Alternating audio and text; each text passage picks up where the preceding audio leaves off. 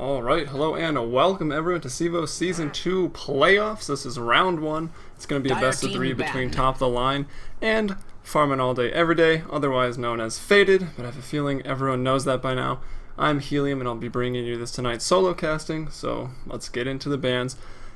No surprise, Batrider still being taken out. 10 seconds remaining. Even though they have the first pick and the opportunity to get it, looks like Corey just going to take that out. Corey is someone who wants to farm all day. They kind of like to run a 4 protect 1 strategy. I'm not sure if that's changed a whole lot on the side of Faded. But Batrider is definitely a hero that disrupts that with his potential pick off with the lasso and the blink, as we all know.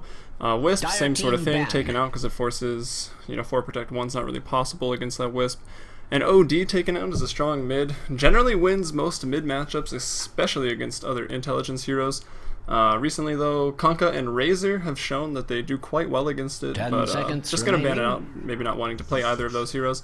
Darkseer taken out by Top of the Line, and then the immediate first pickup of Visage by Faded, so the killingest hero, and I believe the most picked hero at TI3, and for a while before TI3, so yeah, still very strong. Obviously no patches or nerfs yet, but we'll see. I think Visage deserves it. It's a harder hero to play in a later game.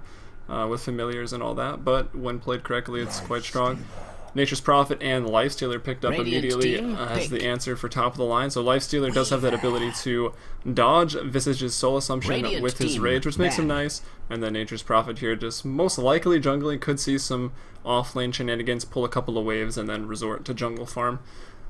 Or could be a one-on-one matchup, we'll have to wait and see. Weaver, though, picked up immediately after the Lifestealer pickup, so no surprise there. Weaver, for some reason, became insanely popular going right into TI3, which was interesting. And some new builds coming out on Weaver as pretty much Lincoln's BKB, the invulnerable bug. A little interesting, but a very good hero against Lifestealer in a tri-lane versus tri-lane, or just a one-on-one situation. So most likely a good pickup, and of course this is CEVO, so everything going so fast. We've got Storm Spirit and DK banned out. Both likely as potential mids for Top of the Line, so they don't want the Nyx bombs with the Storm Spirit. That still leaves Puck, as Quap was taken out by Top of the Line, as well as Naga as that utility support that everyone played, but I gotta say, EGM, I want to say he played the best throughout TI3. Maybe that's obvious since they won, but I don't know, he played quite well.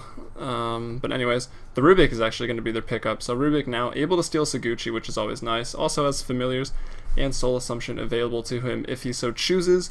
So Rubik going to look to have some fun this game. And let's see here, what do they need? They've likely got 2 of their 3 in a tri-lane, or potentially Weaver could be that off lane. 10 seconds remaining. Or solo safe. So they need a mid, a carry, or another support right here pretty much. Lots of options still available. Puck, I wouldn't be surprised if they pick up Puck to deny the Lifestealer. Almost thought it was because the color scheme is similar, but they're going to pick up that Vengeful Spirit, hoping they've got the Immortal item. But that Aura is going to be really nice for Weaver early on. 1 level in that damage Aura with the Geminite attack is going to be pretty gnarly in the early game, just makes Weaver that much more potent early on. If they even find themselves in the same lane, I'm thinking Weaver could be soloing. Probably really just want Weaver to be up against Nakes. So now that I said that, I take it back. Likely to clash tri-lanes if Nakes is going to find himself in the tri-lane. The Top of the Line picking up their 4th hero here. They've got a greedy jungler and the Nature's Prophet as support. And then of course Lifestealer, who we've seen. I mean, he can take an off lane role. He can take solo safe. He can tri-lane. The right circumstances, you'll see him show up in the mid lane as well as just jungling. So he can pretty much do it all. Although I'd most likely say either aggro tri-lane or defensive tri-lane is what we'll find him in tonight. But waiting on them to just pick up this 4th hero here. Maybe I introduced the players, but I'm not sure how much I know. So we've got Dimitri, Theory, Sideby, and Corey. Those are pretty much the 4 cores of Faded that hasn't changed in about a year-ish. And then Lannister, I want to say, is one of their friends that they play with a lot, but maybe new to their lineup. And then as for Top of the Line, I recognize Captain Cray, Unstoppable, and Zeeth, but I don't remember the other 2, so I guess that's just my memory. It's been a while since I've cast after binging on TI3, as I'm sure we all did. But anyway, Sand King going to be the pickup here, so a little, who played that? Is that Net that plays the mean from Orange, the mean Sand King? Maybe see some of that play going on tonight. If Faded doesn't pick a hero that can easily cancel that. I'm liking the puck pickup just to deny that puck bomb with the lifestealer, but I guess they're going to play their own game. It looks like they're going for sort of a grayish blue lineup, so maybe they'll pick Night Stalker or something to just complete that, but I highly doubt it. Gyrocopter! Gonna go with Gyrocopter, so they break the color scheme. It's a little gradient now at least, but Gyrocopter picked up here. They're probably expecting an aggressive tri-lane, so they pick up the Gyrocopter. It's actually really hard to aggressive into the flak cannon, that's for sure. It does so much damage. If you don't kill Gyro, you pretty much all die. It's kind of risky doing an aggressive tri-lane, but now that I say that, I'm thinking melee Sand King, melee Lifestealer, Rubik being the only range, that'd be a pretty hard aggressive tri-lane, so either way, you know, Gyrocopter's got a lot of burst early on. The call down will slow through Rage, so if you get a nice call down, you can kite the Lifestealer around a little bit. So a pretty good pickup overall, and a little bit of carry redundancy here with the Gyrocopter and the Weaver, as well as Vengeful Spirit's Command Aura, Vengeance Aura. Going to be helping out a lot. Going to make Gyrocopter a lot more effective. Earlier than he should be, just because of that aura. And there finally is the puck that I've expected. So top of the line has a nice little team fight combo here. The jump in, Lifestealer bomb with the puck, silence, Dream Coil, and the Dream Coil lines up everyone. They can't run, they can't really do anything. They can still potentially cancel Sand King's Epicenter, but Sand King likely to get some nice Epicenters this game. If top of the line can get off to a moderately good start, you know, as long as they're not dying and getting destroyed at level 1, I think they'll be pretty okay. Sand King needs level 6 probably before 12 minutes to make it still pretty useful, but a lot of early magic damage on top of the line, as well as a lot of attack damage later on in the game between Nature's Prophet and Lifestealer, which can also do a sort of a bomb. It's kind of funny. I think we saw Admiral Bulldog pull some pretty good ones off in TI3, just like, oh, it's a Nature's Prophet, boom, nakes. It can catch you off guard because you don't really think about it, you just think about the puck. And then later on the Sand King, they can do it as well. So we saw throughout TI3 the Nyx Bomb was a very winning lineup, but a nice, hard to gank Weaver. Gyrocopter, again, can do a lot of damage in a team fight if not dealt with. Visage, same thing. His Soul Assumption goes very well with the Flak Cannon. So much AoE hero damage that you're going to get charges pretty much on one attack from Gyrocopter, and it can throw out that nuke every 4 seconds as long as you have mana. So going to need to get off to a good start, get a Bass, maybe a Medallion and some Mana Boots on that Visage to have a nice early to mid-game transition as we wait for the last pick. Actually, I didn't even go over the last bans. Shadow Fiend, excuse me, taken out by top of the line. I was so excited to see Shadow Fiend getting played again. They fixed the raise animation and immediately is just picked up, so that was a nice little treat. And then we got Warlock here banned out as, I guess, sort of a wombo combo alt type of thing. I would have been more scared. I would have taken out Puck, but I'm scared of Puck, so that's probably why. Corey, maybe not so. I'm curious whose Corey is going to play. Probably the Gyro. I'm not really sure. I think Theory will be on the Weaver. But they're waiting for their last pick here. And what do they need? They need a mid. I mean, Gyrocopter or Weaver could go mid, but I think they're looking for someone to take Puck. Maybe debating on picking up a Skywrath. Just going to go TA. So TA, a good hero to put up against Puck, as you can generally refract his only 2 instances of damage, his Orb and his Waning Rift. So as long as you've got your refraction up, you're going to be pretty much okay. And Puck is squishy and doesn't like getting hit by refraction side blades. As we get ourselves into this game, start introducing the teams.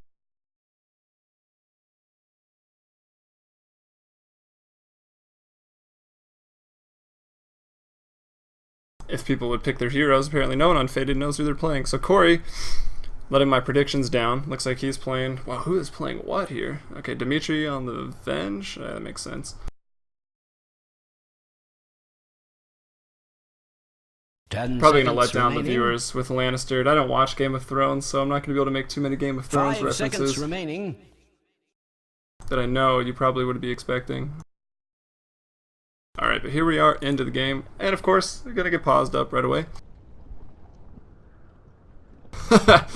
Top of the line, brought to you by Razer and McDonald's. I like it.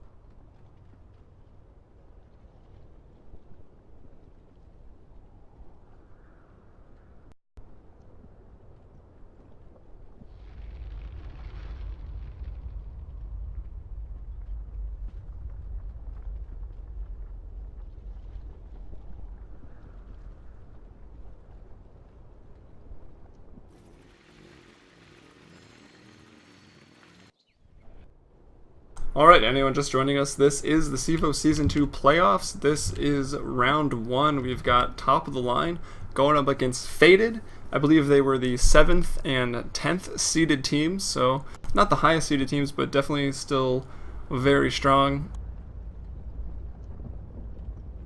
And I believe the 16 teams from these Season 2 playoffs will be heading into a main division starting in Season 3, so there's going to be a main and an open division in Season 3, so look for good things to come after these playoffs and a whole bunch of good matches to go until the finals of Season 2 of CEVO. But finally we're unpaused, so we're back into this game.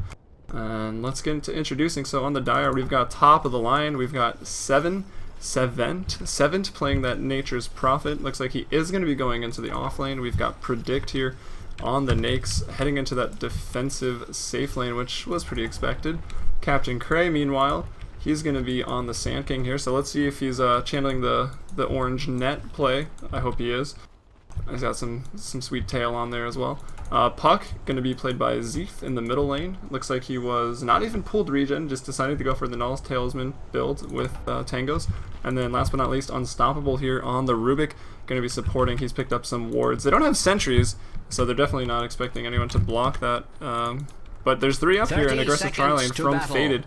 They're on the Radiant. We've got Corey on the Weaver, Theory on the Visage, and Dimitri on the Venge. But let's hold that thought as some action might break out here. Nope, just a few auto attacks being thrown out. So let's keep introducing. We've got Cybe here, my #1 fan. Maybe. We'll see. Going fast bottle build here in the mid lane on a Templar Assassin. And last but not least, we've got Lannister in the bot lane, solo safe Gyrocopter going up against a Nature's Prophet. So it's not too bad of a matchup for either of these heroes. They'll both get quite a bit, but if anyone's going to die, I'd really expect it to be the Nature's Prophet falling to the Gyrocopter just because of the amount of burst he has. Sometimes, you know, you think you've got all the burst from Rocket Barrage, but the Treants will absorb a lot of that, so you can kind of miscalculate, but probably not going to be likely. But the game is underway, so I think I talked a little bit in the draft about the mid matchup here. So the Refraction TA versus the very, very squishy Puck. Puck wins the lane. You know, if you definitely know Refraction's not up or the mana on TA is low, you can kind of go crazy and burst and get the kill. But if Refraction is up on Cybe, he's really not going to take any damage from any of the nukes from Zeeth, and you can definitely outlast it and deny a Puck pretty easily. More than likely the reason Zeeth here got that Null Talesman so that it can actually have some lane presence early on, as we see him there. Picking up 2 denies actually, which is nice for him. No last hits in that lane yet, just denies. In the top lane, the Vengeful Spirit here is going to be the key. She has the stun, or I guess I know Dimitri's a guy. Dimitri here has the stun that they desperately need to hold someone in place to get a few Gemini attacks out from Corey, and that way Theory can probably land 1 or 2 soul assumptions there. So they've got a lot of damage, but a pretty defensive tri-lane with the Telekinesis stun and the drop down, which stuns multiple heroes, as well as Nakes being able to rage some of the magic damage, and of course Captain Cray. The Burrow Strike's probably going to be held to counter-initiate or just play defensive here. Heading down to the bot lane, checking on the outfarm. 6 and 2 in favor of Gyrocopter, doing work down here. Actually harassing 7 back, picking up the Flak Cannon and using it pretty early on. So 7 last hits to the 2. So that's pretty much what you expect. You know, Fearon could get some XP. He can abandon the lane if he wants to, or maybe just back off, pull the wave, force Gyro to last in under the tower. Could be a little annoying for him, but wouldn't be surprised if we see the Nature's Prophet just roll to the jungle relatively soon. Let's see. So the bottle is going to be out on the way for Cybe right now. Zeeth, though, he's still pretty far off. He's still got to get 240 gold since he decided to go. Oh, top lane actually a lot of damage. There's that Burrow Strike. Maybe going to turn this around. They are going to turn it around. No, Dimitri's Howl of Terror picks up the first blood. Weaver, though, drops right away. Captain Craig going to save himself there. The sentry's actually dropped. No mana, though, by Theory. It was a nice try, but now the sentry going to be taken out. Looks like Unstoppable, they knew he wasn't there, so they went in. And that was very narrowly turned around completely. Actually, wow, nice TP in by Nature's Prophet. He goes up, he takes out Visage, so Theory drops. Dimitri now in trouble as well, but Corey's back up here. Can he go in? He's got Saguchi in 2 seconds, but the long cooldown, he really cannot go in versus 4. Oh, on for it. Can he get there? The TP support's coming back up. Visage just TP'd up. That's Theory, so 5 seconds on this TP, or on Saguchi, excuse me, but Corey's going to go down again, so 2 deaths in a row, but he gets a couple kills. Oh, wow. And level 1 Soul Assumption, not quite enough nuke to take out their that Rubik. Unstoppable lives with about 20 HP, so wow, top of the line off to a really good start after I don't know, somehow turning that around. Really nice play by Seventh on the Nature's Prophet to come up there and take out that Visage. I'd almost say Faded got lucky with Dimitri's Howl of Terror doing a whopping 30 damage, able to take the first blood by killing the Nakes, and then Corey went down, so definitely would have been turned around and not worth it at all had Corey dropped first. But they get the first blood, and then they go 4 for 2, 4 kills and advantage at the top of the line. So looking into the gold graph, we can see not a whole lot actually going on there. The first blood pretty much negated, which is the biggest part, and top of the line even coming out a little ahead on experience. Pretty expected there. And suddenly at level 3, so many deaths in this tri lane, almost every single person is level 3, so a lot of levels and experience in the tri lane early on, earlier than usual at least. CEVO here, is he actually getting zoned out of the lane? Puck is level 5, and I don't believe CEVO went top at all to help out. 12 last hits to Puck's 13, Puck 7 denies to 4, it's pretty even. Just standing pretty far back, he's got no mana, he's having to bottle crow actually. Puck must have got the first rune, it looks like. Unstoppable, in a bit of trouble, he's going down here for sure. He's going to pick up Theory as his last will, I guess. Throwing out a little bit of damage there from the Visage. And yeah, another kill going the way of Dimitri, so he picks that kill up. Lannister having a fun time in the bottom lane. Nature's Prophet even left, which gave him some more free farm than normal. He's up to 29 CS and 11 denies. So doing quite well there, and definitely leading number 1 in the net worth, even though it is quite early, so... Check out the wards. So we've got the wards in the top here. That's going to be a Radiant ward. So fairly aggressive, just to be able to see if anyone else is roaming up from mid. We got a lane ward placed here by top of the line. And they have a sentry down to de-ward. Oh, maybe not. It's like right on the edge. So they expected it to be there, but didn't quite de-ward it. And then another one in the mid lane to help out CEVO. They really just don't want that Puck rotating top, so they've really warded that path of Puck. We'll see if they ward it again, because they're going to run out pretty soon. But it is a good idea when playing against Puck with that Dream Coil. Ooh, Puck pops DD, forces the TP in actually. That's going to be 7th using a TP scroll, not just his teleport coming in. So again, going to leave Lannister in the bot lane just to free farm it up. And we check the top lane farm out, the carries at least in this lane.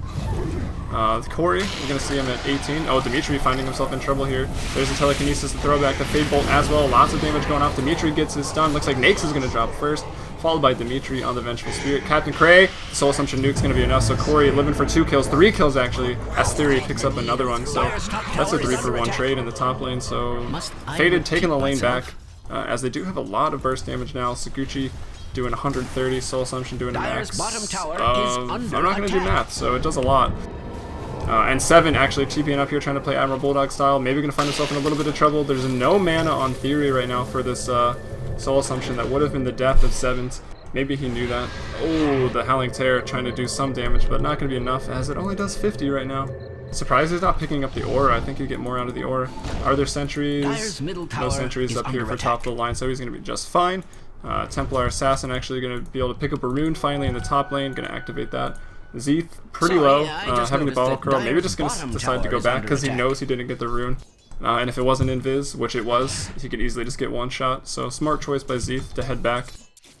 Nature's Prophet now into the jungle since he's level 5 compared to Lannister's 7. He really can't go back into that lane because the call down and the rocket barrage and the homing missile, which can stop his TP out. So Lannister likely to get more free farm for the next, 4 to, we'll say 4 to 5 minutes, and probably gonna get this tower uncontested. Actually 7 will come back now, but yeah, he would have been dead.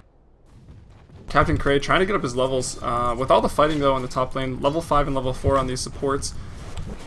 Let's see, actually 4, 4, 5, and where is the other support? Visage is 5 as well.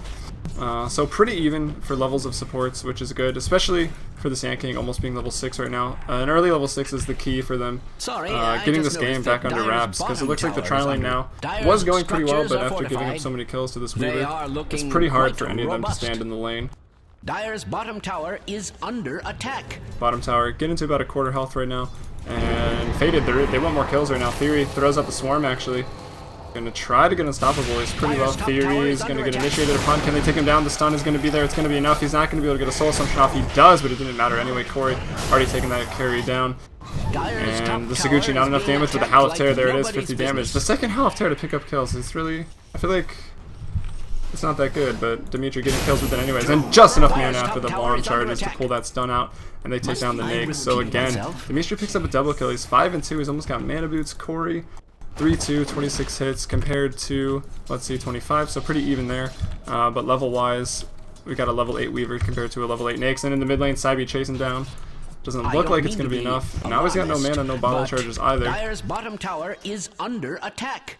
Let's see where the rune is. It's going to be bot. It's regen. He knows it, so he can pick that up. As Puck pretty pushed behind the tower right now. Going to try to run for it. There goes the tower in the bot lane. Lannister going to scoop that up without much trouble at all. Doing really well for himself. And the race to the rune for 2. Puck now sandwiched up here. Lannister hitting really hard. Rubik's going to show up as well. Dream Coil onto Lannister. Could be in some trouble as Event shows up as well. But the telekinesis unfortunately breaks the trees. But it doesn't even matter. Lannister's going to snap that Dream Coil and he's going to go down.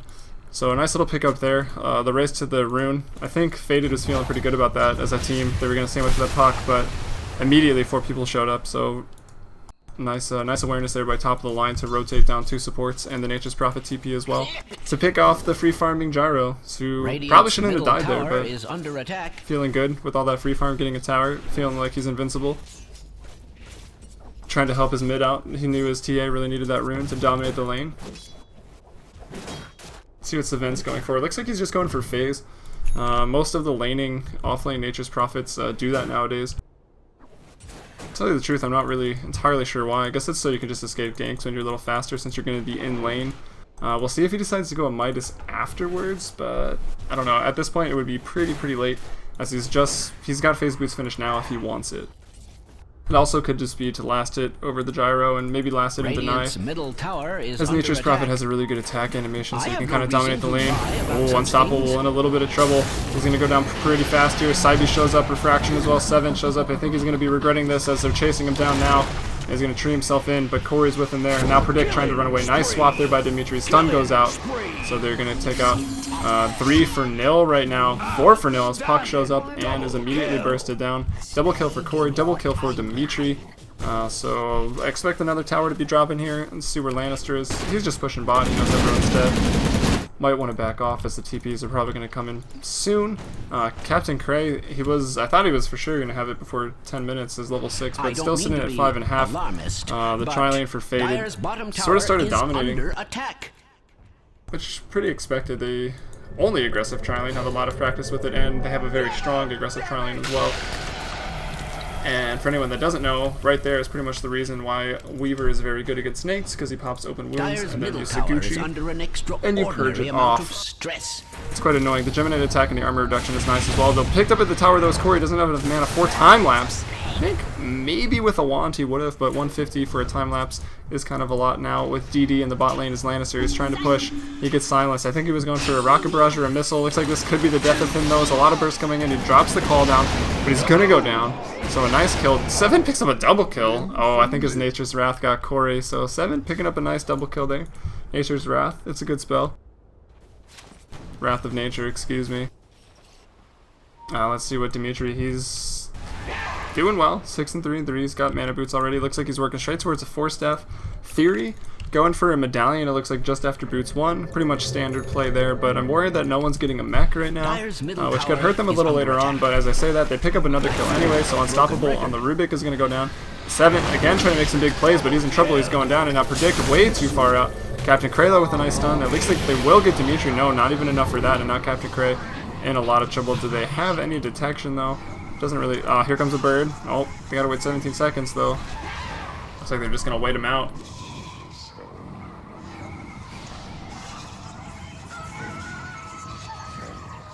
Okay, let's see. What's the bird out? We got 3 seconds here. Just gonna drop it in 3 seconds. It's out, and Captain Cray is dead. I mean, I guess he wasted some time, was maybe hoping for some backup. Or, I don't know, it's almost worth it, honestly, for Captain Cray to waste 4 heroes' time that much. I'm surprised they even bothered with it. Maybe knowing that they're decently ahead right now. In fact, let's check out the graphs, actually. At 13 minutes, it's already about an 8,000 gold lead, 5,000 XP lead. So yeah, they're pretty well ahead. Can probably afford to be a little not so efficient. Lannister again in trouble in the bot lane.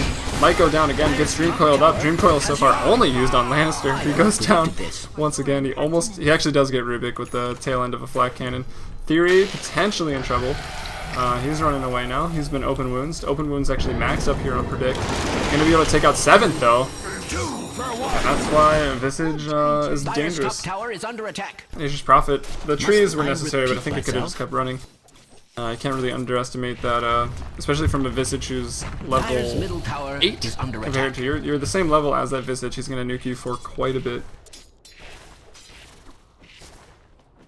Corey now taking the net worth prize here, followed by CEVO and then Lannister. So the top 3 on the net worth right now for Faded, which likely explains the Golograph, as well as them having quite a few towers compared to none. They were working on pushing a bot, but Lannister once again going to head to the bot lane. Probably just buy a lot of attention. I don't know, they've been putting a lot of time into killing him. He's about the only one who's really died outside of this tri-lane. And Seventh here, potentially in trouble. Corey, nice time-lapse play. The Visage Bird even doing quite a bit. It's actually going to get the kill there, so Theory with another kill. Corey, though, in trouble. He's going to go down. Unstoppable picks up a double kill, actually, taking out the Vengeful Spirit there and the Weaver. Pretty far out. They were working on that top tower. It's about half health now. And when you die when you're this far ahead, you do hand over a lot of XP, so we'll see where that graph goes, but I don't expect it to dip too much. As Lannister here has just been free farming in a solo lane this whole game, so he's only got 1 kill and he's got 3 deaths and he's still almost level 12. Corey about the same place, but he's been in a tri lane with lots of kills and action. So right now, looking good for Faded. They just need to make sure they're not diving any towers. Keep that rune control, maybe pick off 1 or 2, go for a Roche, and I think they won't really have any trouble taking the win here in game 1 if they keep up with that. And then top of the line, pretty much, I don't know, try to get a pick off, smoking, or just throw that Nate's Infest Bomb with the puck would be nice as well. And then just wrap Dota pretty much after that. Split push with the Nature's Prophet, he's actually a battling Nature's Prophet. I almost want to commend him for that. But we see him going down there again in the bot lane. And now Predict, also in quite a bit of trouble, trying to get out to a TP or just an Infest. Thinking maybe should have just stayed in there because there's enough damage here with CEVO and Corey. All cores. The 3 cores here for Faded, converging there onto the Nakes. So Predict going to go down, turn into a little spot of oil, and I guess Faded, they can either push here, or they could just go for the Roche. They've got the Medallion, they've got the Meld hits, Gemini attack. I mean, they have everything they need to quickly take a Roche. Maybe they're being greedy and going to try to go for both here, but the tier 2 tower, it's going down. Unstoppable in a dangerous position. He's pretty much got to get out of there. I don't really know what he's going for, but let's see if Faded decides to go for Roche or not. Probably the move right now. I don't know. Let's see. Infest is down. They saw it used for. It's down for a minute, so they know they can sneak a Roche. Maybe just trying to get Corey, but again, they keep going on. Or Corey trying to get Captain Cray rather. They keep going on this guy, but they've got no dust. Apparently, it's not going to matter. Nice familiar stuns there by Theory. Corey locked down and Wrath of Nature actually doing enough damage to take him out. Dimitri with a swap trying to save CEVO. He's dusted. Dimitri's definitely going down here. So again, a bit of an overextension. So this is what Faded doesn't want to do, and this is what top of the line needs. They need Faded to overextend and put them back into this game, which in the XP it's dipping the other way. The gold graph, not really. I mean, so many towers and a lot of free farm on that gyro.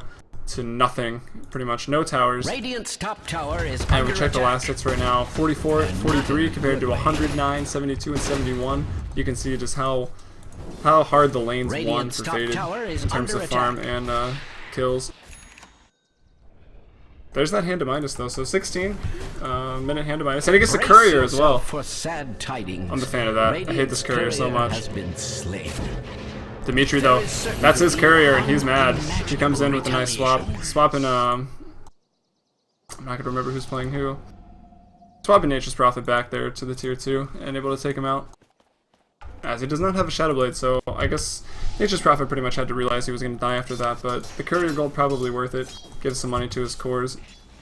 Puck though in a lot of trouble. Corey, they're just running all over the map right now. Nobody's business. Gonna get stunned up. CEVO though with a big melt hit, which is dodged by Saguchi. Unstoppable has stolen it, and it's always a fun Rubik game when you're going up against the Anti-Mage, a Quap, or a Weaver. Get those blinks, get those Saguchis. Pretty much a free 2,150 gold there. Pretty much a free blink dagger. Has to make you a lot more mobile, a lot more able to steal some spells in team fights. And Seven trying to get that split push going. He's TPing to the bot as he sees everyone in the mid lane. Lannister actually just farming the jungle. Dimitri in a little bit of trouble. Faded trying to back him up. Can he get a stun off at least? He's going to just swap out with Theory.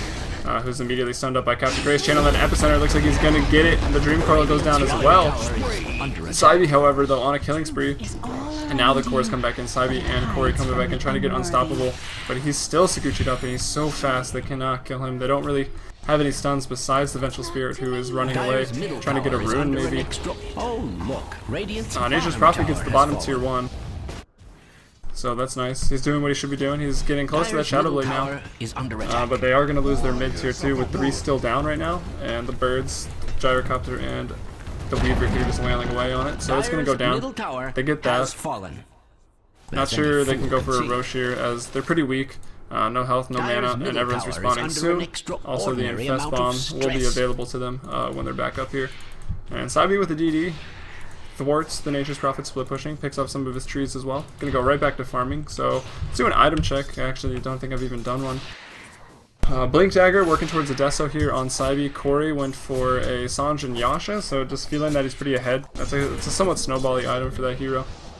He's gonna get that. Looks like he's going into a BKB now.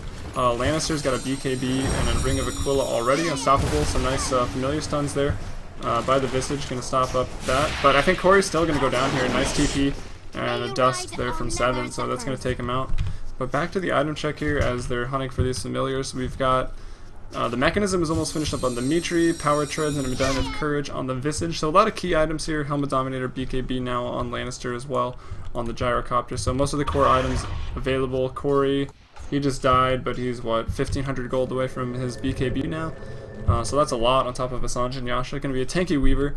Sevent, most likely working towards the... Yep, he's got the Shadow Amulet already, so he's about 800, 900 gold away from finishing up that Shadow Blade.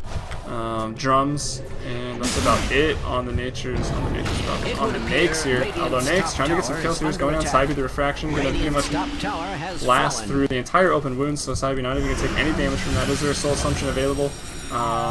He's going to take the orb, so Puck, Zeeth going to get out scot-free, no worries there. Weaver 2.0 here, Rubik in a little bit of trouble. They see him, but I don't know if they have a gem or not. Halifter on cooldown for a while. I think Halifter is going to get him. Yep, that's like the, what is that, the third Halifter? Okay, but items for top of the line now. Zeeth lives through that mid-engagement, which we just saw. He's going to pick up a Blink Dagger. Mana Boots available for Captain Cray, but with that much gold, pretty sure he's saving up for a Blink as well, since he very much needs it.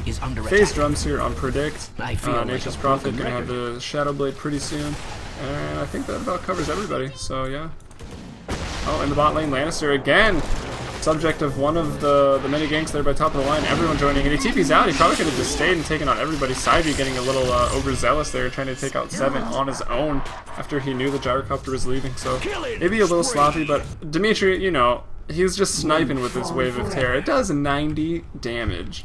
Let's not forget that. Is it physical? It's HP removal, so it is 90 pure damage, so it's not mitigated by armor or anything. But still, he's sniping. It's like it's Sunstrike up in this game right now. So many kills he's got with that Wave of Terror. So a little interesting, but definitely doing a good job. Corey continuing the split push on the top lane here. Is going to find Unstoppable and a few more, actually. Unstoppable going to find a few more. Dimitri and Theory on the backside of that. So Visage picking up yet another kill. And let's see, 6 kills for Visage. Yep, this is why Visage has had the most kills in TI3 pretty much. They find Puck, but Puck with the new Blink Dagger, so they know he's got that. Jig is up on the Blink Dagger, so they've got to be careful for the Nakes bombs now. Looks like Nakes used his Infest just to clear a wave in the bot lane. Zeeth he's in a lot of trouble. He's pretty low, but uphill. Can easily dodge Soul Assumption with the phase shift, so not too worried about that.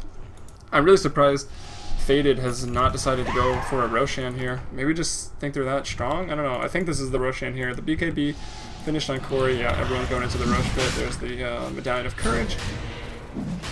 They know Puck is low, Puck's got to go heal. The pings come out, so top of the line, they know they're doing it. But can they get there in time? No. With this Desolator, Meld Strikes, and I guess they're not even using the Medallion. It dies so fast, and it goes down 20-12. I just have to keep Rosh timers because it's good practice. But you don't really need to anymore. Especially with the chat wheel functionality, it's really nice. But anyway, they get the Rosh, likely to just push into the tier 3s here. I don't think they have... The mech is up. No, the mech? Yeah, mech is up on Dimitri. And then he went for, you know, casual Perseverance. That's a little interesting. maybe just so we can keep roaming and not go back to base. But there's no pipe. Usually, what is it, mech pipe and 20,000 gold lead you want to have before you're breaking base, at least in the early game. Dimitri, though, living for days versus Puck and Rubik. It looks like they may be able to pick out the Puck. Oh man, almost another snipe. Oh, but there's the soul assumption. It's going to be quite enough. Dimitri, though, pretty far into the tier 3. He's going to go down, call down BKB, pop by Lannister. He's taking out everybody. Captain Craven going to drop on the second call down missile. And there's some buyback by Nyx, but the tier 3 tower, the Fortify is already gone. Sevent in the bot lane trying to do all the split pushing it can, but I don't think it's going to be enough. The tower, though, backdoor regen kicking in. Here comes the second creep wave. Lannister's going bot to stop Seven. Seven now running away. He's actually got the Shadow Blade finished up. Will they continue here? There's still 3 down. It's going to be Puck, Sanctum, and Rubik. So 2 cores up, but not a lot of fighting potential between the 2 of them. And Sevent TPs to a place. I don't think he wanted the TP too, as he's going to go down. That's the tier 3 tower. Now there's no split push. They can't even get a trade, as their mid-racks are going to go down. And that's actually going to be the GG for Game 1. So this was CEVO Season 2 Playoffs, Round 1. The round of 16, I guess I should say, and a best of 3 between Top of the Line and Faded. Game 1 going to Faded, so we'll get Game 2 to you shortly. I'm Helium. Thank you for watching. If you'd like to support me, you can subscribe to twitch.tv/FMBPDota or youtube.com/FMBPDota, and also make sure to check out CEVO.com. And we'll be back.